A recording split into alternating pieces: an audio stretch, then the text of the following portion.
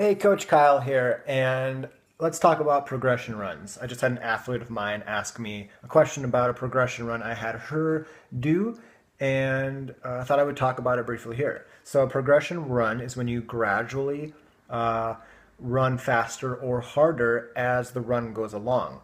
And this one in particular was an easy 1 mile, 1 mile moderate, 1 mile medium, half a mile hard, and then half a mile at best effort, and then a mile jog cool down. I call this a predator run. I call runs that end at best effort predator runs. And she asked me specifically, like, what should the pace differences be between the different levels?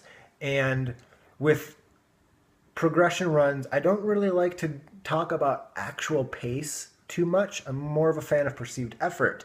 And this is because with perceived effort, it doesn't matter if you're running on a hilly route, if you're running into the wind, if you're running on trail or track.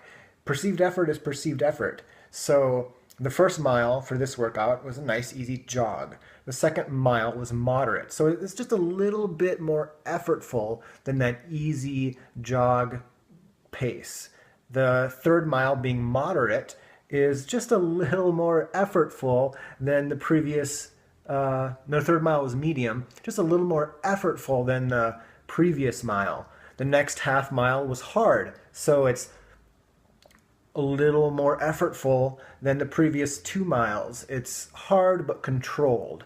And then the last half mile is best effort, where it's almost to that point where you're like at the last half mile of a race and running you're almost sprinting, you're almost running as hard as you can. So that's how I typically do progression runs.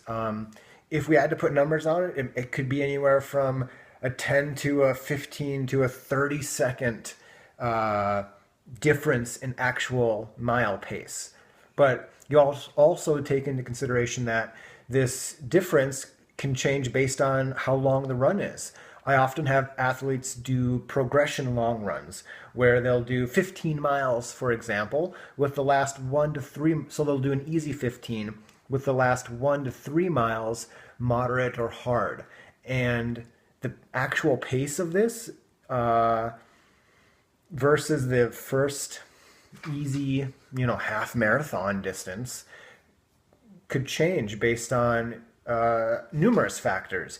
And the differences between these effort levels is different if you're running 5 miles, if you're running 15 miles. So that's why I like to use perceived effort. Perceived effort, like I said, is perceived effort, regardless of the run or the specifics of the run.